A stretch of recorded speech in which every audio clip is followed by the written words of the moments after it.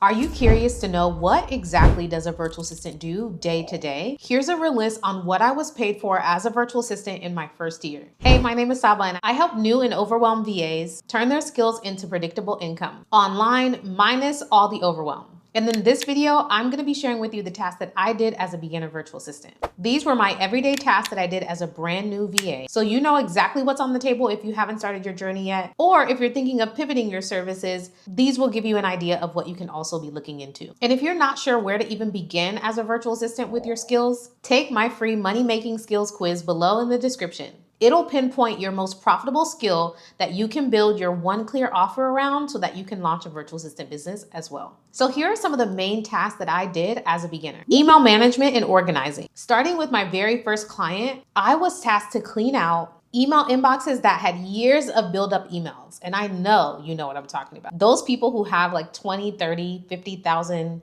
emails, I think you should just throw the whole email away. But for those that actually want to get to the bottom of it, finally create a system and clean it, that's a perfect task to pass off to a virtual assistant, and that's what I was doing as a beginner virtual assistant. I set up new labels, created filtering system for recurring emails, and helped my client create a real process so that the email was never backed up again, and things could finally remain clean.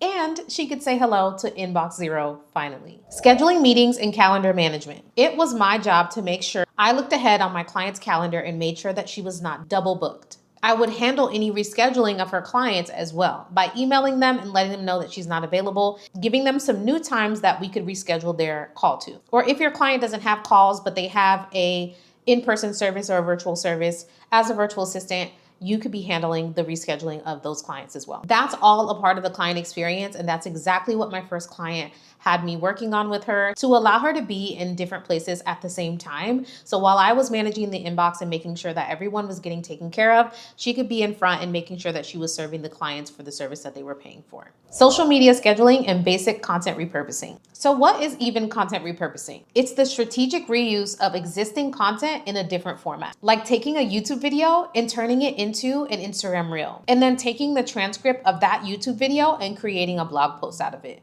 That is content repurposing. That's exactly what I was doing for one of my first clients. I even supported with managing how she was posting this content that she was creating and making sure that the posts went out when we said they would. That way she could show up online without having to be online truly, because she created a system that could do it for her. Retreat and client research. For clients running in-person events and virtual events, I was doing all the behind the scenes research. Venues, vendors, sponsors, attendees, all of their needs I was keeping track of to make sure nothing was missed. So that would include all the attendees' information, figuring out who's coming in from out of state versus who is local, understanding when sponsors are going to be sending the client gifts and things like that. Light graphic creation in Canva, and truly the best way for you to learn Canva is for you to just dive in. I learned Canva and using it to create my own graphics, and now I can definitely say just doing that for my clients got me more interested and also got me the experience, because now I'm able to create graphics for myself in my own business. So I built simple graphics for clients like email banners, Instagram carousel templates, and so much more. I supported my client in onboarding their clients. So what is onboarding? And if you haven't heard of this term, I have another video on all the terms that you absolutely need to know in your virtual assistant business.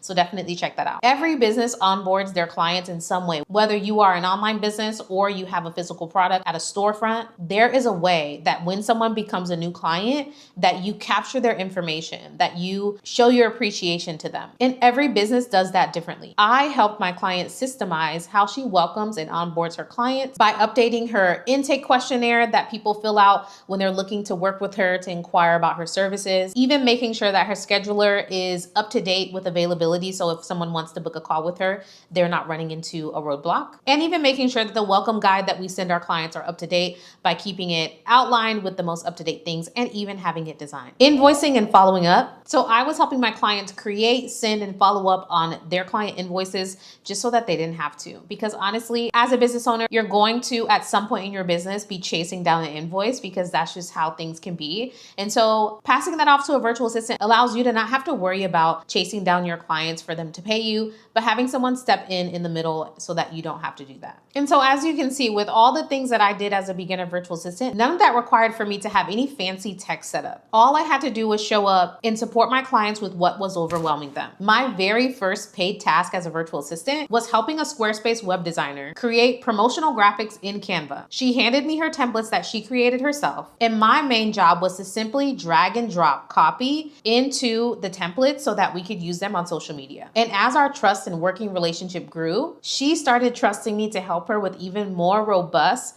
templates that went beyond just simple graphics in Canva. And funny story, I eventually bought multiple templates from her to use in my business because they were just that easy. And so what I teach my students in my virtual assistant program is that to be an in-demand VA, one that clients can depend on, one that clients refer to their friends, and one that has a profitable business, it's not just about skills, but it's about being dependable, efficient, being able to juggle multiple clients without dropping the ball. And as you grow, you will be adaptable to your clients' needs without being a doormat. You want to make sure that you stay well networked and focus on being detail oriented, because that's where the magic and the money is. Which beginner task did I mention that feels exactly like what you would love to do or are already doing? Drop a comment below and let's talk about it. And if you're a current VA, I would love to know, what are the current tasks that you are doing for your clients right now? Still not sure which of your skills could actually pay all of your bills as a virtual assistant? I want you to take my free money-making skills quiz below. In 3 minutes, it'll let you know your most profitable skill that you can build your virtual assistant business on right now. And if you like this type of video, I want you to like, comment, and subscribe,